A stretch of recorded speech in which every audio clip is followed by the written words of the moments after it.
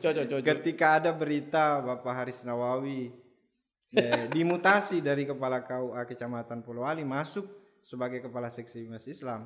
Cocok. Kan cocok.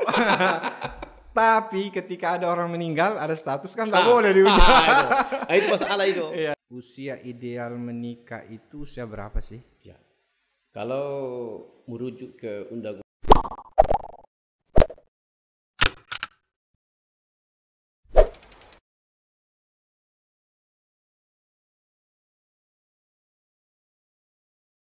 Bismillahirrahmanirrahim. Assalamualaikum warahmatullahi wabarakatuh. Waalaikumsalam warahmatullahi wabarakatuh. Sahabat-sahabat Kemenak Polman dimanapun Anda berada, kapan Anda menikah? Ini adalah bentuk satu pertanyaan yang paling menyesakkan dada bagi para jomblo. Jawaban mereka pun ketika ditanya dan dilontarkan pertanyaan ini, mereka menjawab dengan jawaban yang variatif. Saya belum siap, usia saya masih muda, saya belum punya pekerjaan, saya belum punya pasangan, dan seterusnya. Berapakah sebetulnya usia ideal untuk menikah? Bersama saya, Subhan Hawaya, dari Media Center Kantor Kementerian Agama Kabupaten Polewali Mandar. Siang ini kita akan membincang itu bersama dengan narasumber kita yang sangat spesial yang sudah hadir di studio. Beliau adalah Bapak Kepala Seksi Bimas Islam Kantor Kementerian Agama Kabupaten Polewali Mandar yang baru, Bapak Haris Nawawi. Kita sapa beliau. Assalamualaikum Pak Kasih Bimas. Waalaikumsalam warahmatullahi wabarakatuh. Apa kabar hari ini? Alhamdulillah, cocok. Bapak ini kan baru dilantik tanggal 28 Juli yang lalu ya? Iya, cocok. Apa yang Bapak rasakan setelah dari KUA Kecamatan Polowali sekarang duduk di seminggu ini? Alhamdulillah, sehat walafiat. Ada perbedaan perasaan atau seperti apa bisa digambarkan? Sebagai kader DDI, saya kira dimanapun kita ditempatkan, insya Allah kita sebagai bawahan tentu Sami'na wa ta'na dan mengikuti apa yang terbaik oleh pimpinan. Saya kira begitu. Anda ini dikenal luas. Ya. Sebagai saya sebetulnya dari dulu mau bertanya ini, tapi kesempatan ini saya manfaatkan. Anda di sosial media, baik itu di Facebook maupun di grup-grup WhatsApp. Iya. Anda sangat dekat dengan kata cocok. Cocok. Berita apapun, status apapun ketika Anda masuk pasti katanya cuma satu, cocok. Itu punya asbabun nuzul ya, atau ada asbabul wurud ya? Iya. Itu ada sebabnya. Jadi yang pertama terinspirasi dari salah satu kitab tafsir yang bernama Tafsir Jalalain. Iya. Di kalangan DDI oleh Guru Tak Kiai Haji Rahman Mudalil, Tafsir Jalalain ini salah satu kitab yang diajarkan kepada santri. Alasannya sederhana. Kenapa bukan tafsir lain? Oleh karena salah satu tafsir yang menafsirkan Al-Quran yang paling pendek itu adalah Tafsir Jalalain. Iya. Oleh karena menurut Guru Tak Kiai Haji Rahman Mudalil bahwa penafsiran bisa dibuka aja masker di. Oh iya, supaya masyarakat kita ini tahu. Wajahnya ketua ketua DDI Kabupaten Polewali Mandar. Sebelum lanjut, mohon maaf ini saya berkumis ya. Oke. Kumis ini hadza min fadli Rabbi. Oke. Jadi saya lanjut bahwa tapi bukan kumis beracun ya? Bukan, insyaallah. Oke. Tafsir Jalalain ini menurut Guru Ta bahwa penafsiran yang terlalu panjang itu cenderung jauh dari kebenaran. Iya. Kalau dia singkat itu agak mendekati kebenaran. Satu. Kaitannya dengan kata cocok. Cocok ini sebuah kata yang satu kata yang mewakili semua kata. Iya. Singkat dan padat. Ustadz perlu perhatikan. Iya. Itu penulisan cocok, itu K-nya itu ada 5. Silakan diperhatikan. Oke, iya. K ada 5, titiknya juga itu ada 5. Iya. Dan itu ditutup dengan koma. Kenapa ditutup dengan koma? Oleh karena silahkan menafsirkan yang lain. K ini 5, titik ini 5 itu bukan tidak beralasan. Yang pertama terinspirasi dari 5 itu bahwa kita ini adalah umat Islam, yakni 5 rukun Islam. Yang kedua 5 dasar Pancasila. Iya. Dan 5 nilai budaya kerja. Luar biasa tafsirnya cocok ini ya. Terus 5 budaya kerja ya. Iya. Kementerian Agama. Kementerian Agama itu adalah Pancasila. Pancasila itu adalah Islam. Iya. Nah, sehingga K-nya itu 5, titiknya itu 5, tapi ditutup dengan koma. Bukan berarti titik itu berarti terakhir. Iya, oke. Penutup. Iya. Jadi Tapi masih ada komanya. Koma berarti silahkan dilanjutkan. Itu jadi biasa istilah selanjutnya terserah Anda. Iya.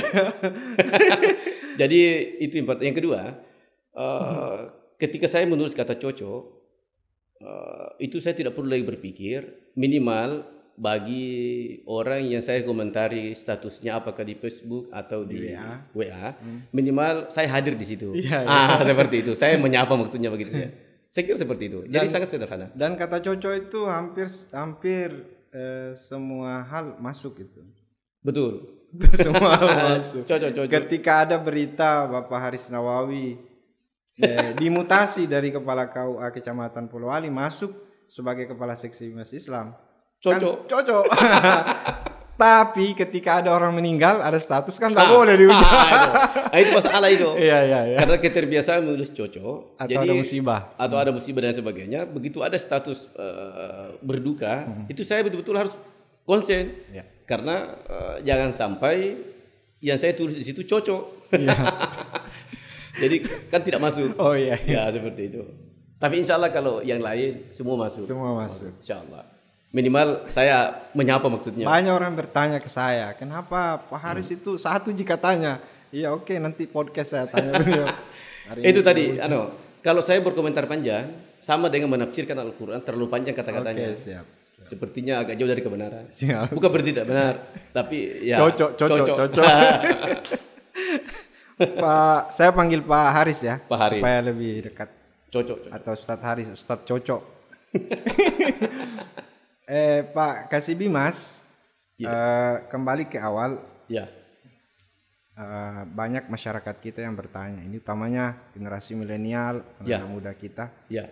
Sebetulnya usia ideal menikah itu usia berapa sih? Ya.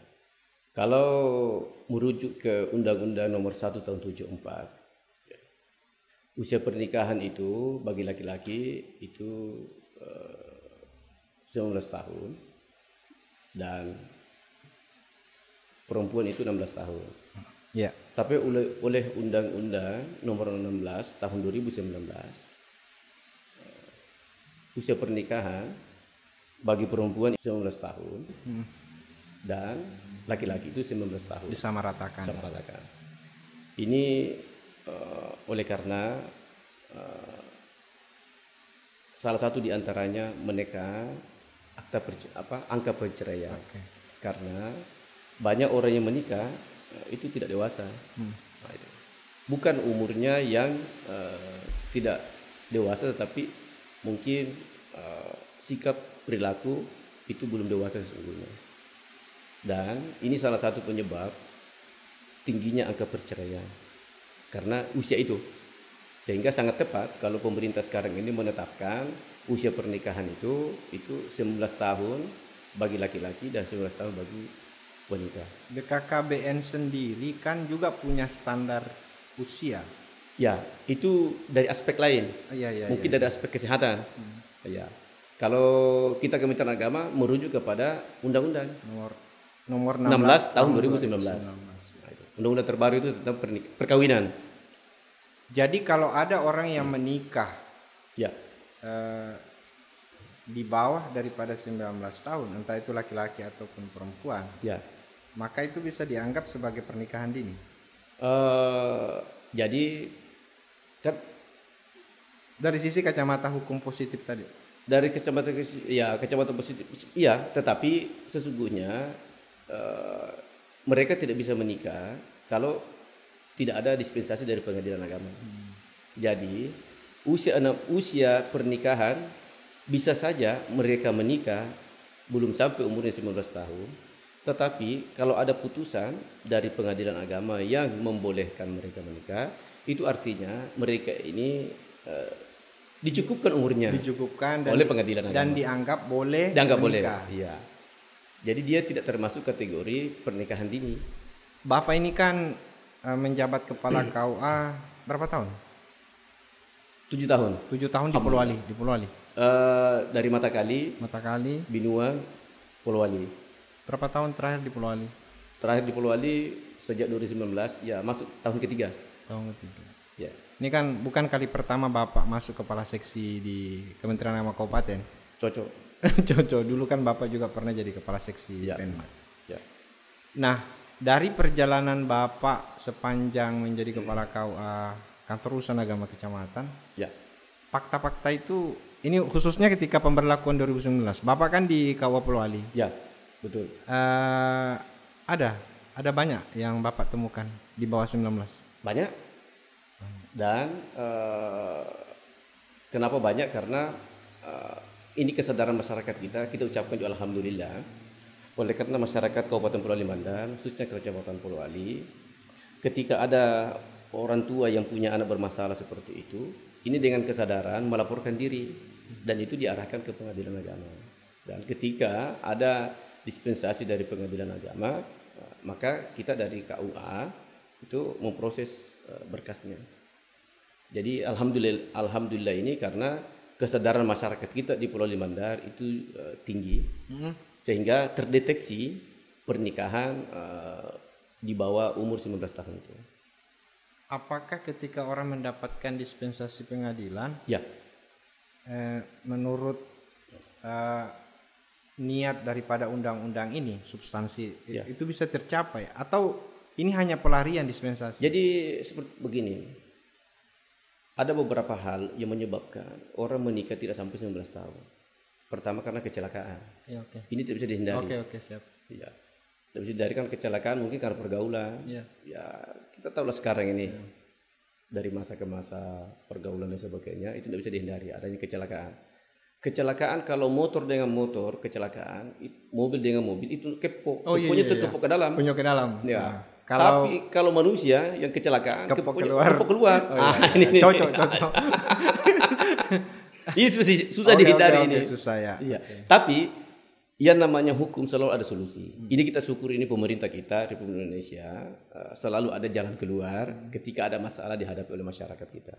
Cuma memang terkadang ketika masyarakat kita sampaikan, kita sebutkan kata pengadilan, memang agak ada kekhawatiran. Iya, padahal sudah itu solusi itu. Dan insya Allah di pengadilan agama juga kan disidang. Ya. Jadi pengadilan agama juga akan memproses itu sesuai dengan fakta-fakta di lapangan. Seperti itu. Cocok. Pak Haris. Ya. Nah, tadi kan Bapak bicara di awal bahwa pernikahan di bawah usia 19 ini, atau yang kita anggap sebagai pernikahan dini dari sisi kacamata hukum positif, itu tentu pemerintah merubah undang-undang kemudian yang berlaku saat ini adalah Undang-Undang 16 2019. Itu kan pasti ada sebab-sebabnya. Karena ditengarai bahwa pernikahan dini memiliki dampak yang negatif yang banyak. Betul. Apa saja kira-kira dampak negatif? Salah satu di antaranya itu khususnya kepada wanita ya. Karena fisik ini kan belum siap sesungguhnya ke sana. Sehingga apa yang terjadi ketika pernikahan itu berlangsung belum sampai umur, itu bisa saja berdampak kepada janin. Ya. Satu. Yang kedua, bisa juga berdampak kepada yang bersangkutan. Ya. Sehingga tidak heran kalau banyak sekarang ini kedengarannya gizi buruk atau dikenal dengan stunting itu. Nah, itu. Bahasa kerennya stunting. Bahasa kerennya stunting. Ini karena salah satu penyebabnya disebabkan oleh ketidakdewasaan seorang ibu dalam melahirkan seorang anak. Kesiapan fisik. Kesiapan fisik. Nah, itu salah satu itu. Selain stunting, ya. Perceraian, nah itu sesungguhnya di situ karena sesungguhnya belum siap. Hanya karena mungkin faktor lingkungan, mungkin kecelakaan. Termasuk tadi kecelakaan. Iya, itu yang paling utama itu, paling banyak itu. Karena tidak ada orang tua sesungguhnya belum mau juga menikahkan anaknya kalau belum sampai umur sesungguhnya. Tetapi karena ya situasi dan kondisi boleh buat seperti itu. Dan Bapak dan ini sangat berisiko terhadap janin. Nah, ini juga masyarakat perlu pahami sesungguhnya, dan ini tugas kita sebagai orang tua untuk senantiasa memelihara, menjaga anak-anak kita agar terhindar dari pergaulan-pergaulan bebas yang ujung-ujungnya bisa menyebabkan terjadi pernikahan di bawah umur. Seperti itu. Selama Bapak di KUA Kecamatan, namanya di Polowali sejak undang-undang ini diberlakukan, karena kita harus ikut ke sana. Dan hari ini Bapak dikasih di seksi Bimas Islam. Ya. Selama di KUA apa yang sudah Bapak lakukan ini untuk pencegahan terhadap ini menarik ini. Jadi begitu lahirnya gerakan. Betul. Yang pertama tentu kita sosialisasi. Lalu teman-teman penyuluh agama yang ada di Kecamatan Polowali, kita sosialisasi, kita bagikan ke imam-imam, ke masjid-masjid untuk dibacakan, dan teman-teman penyuluh juga menyampaikan. Kami juga dari penghulu setiap ada pernikahan itu disampaikan bahwa usia pernikahan itu 19 tahun. Sehingga oleh masyarakat kita itu dapat memahami. Karena memang sebelumnya banyak masyarakat yang kaget karena awalnya 16 tahun. Nah, tiba-tiba 17, 18, 3 tahun. Luar biasa. Jadi kita sosialisasi. Baik sosialisasi lewat pemerintah dalam ini kelurahan, kita sampaikan ke masjid-masjid, ke toko-toko masyarakat, dan ketika ada bimbingan mandiri kepada calon pengantin itu disampaikan, untuk disampaikan kepada khalayak umum. Dan sebelum acara pernikahan itu ada namanya bimbingan perkawinan. Itu juga kita sampaikan. Sekarang Bapak duduk sebagai Kepala Seksi Bimas. Tentu gaungnya lebih besar ini. Di bawah Bapak ada 16 kecamatan. Betul. 16 KUA kecamatan berikut penyuluh dengan penghulu.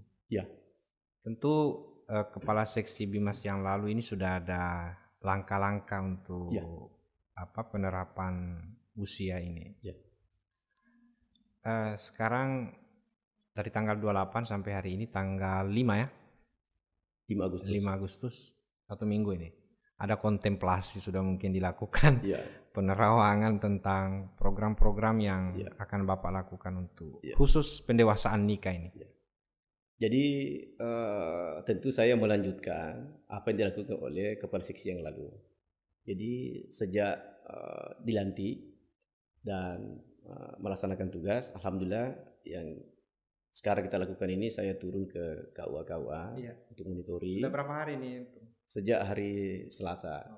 Sejak tanggal 4 kita turun, ketemu dengan penghulu, ketemu dengan penyuluh, ketemu dengan kepala KUA. Dan insya Allah besok ini tanggal 6-nya kami mengundang seluruh kepala KUA untuk kita koordinasi, kita satukan persepsi, penyamanan persepsi, khususnya dalam rangka mensosialisasikan kembali beberapa surat edaran Menteri Agama. Termasuk pendewasaan dini. Karena tugas kita di lapangan, tugas sebagai penghulu dan tugas sebagai penyuluh. Seperti itu. Terakhir Pak Haris, sebagai closing statement, masyarakat kita ini ingin menunggu harapan dan himbauan dari Bapak kepada mereka khusus untuk pendewasaan nikah ini. Silakan. Jadi kepada seluruh masyarakat, khususnya kepada orang tua, diharapkan untuk betul-betul membina anak-anak, mengawasi anak-anak kita, karena situasi dan kondisi sekarang ini memang mengharuskan kita sebagai orang tua untuk lebih intens memberikan pengawasan kepada anak-anak kita. Kemudian kepada teman-teman penghulu dan teman-teman penyuluh diharapkan untuk lebih meningkatkan lagi sosialisasi kepada masyarakat, kepada jamaah, baik lewat majelis taklim, lewat pengajian, lewat forum mimbar untuk pendewasaan nikah. Dan yang lebih penting adalah kepada anak-anak kita usia dini yang masih usia sekolah, tetaplah konsentrasi dalam belajar, tetap jaga, bisa berpacaran, silahkan kemana-mana, tapi satu yang pasti, jangan pernah berdua-duaan. Asik. Jadi silahkan pacaran, silahkan pergi kemana-mana, tapi ingat, jangan pernah berdua. Harus bertiga, berempat, atau berlima. Jangan pernah berdua. Karena kalau berdua, pasti kita ada 3. Saya kira seperti itu. Cocok. Sahabat-sahabat Kemenapolman, inilah akhir dari pembicaraan saya dengan Bapak Ustadz Haris Nawawi yang sudah memberikan edukasi tentang pentingnya pendewasaan usia nikah. Jangan lupa bahagia. Wallahu muwafiq ila aqwamit thoriq. Wassalamualaikum warahmatullahi wabarakatuh. Waalaikumsalam warahmatullahi wabarakatuh.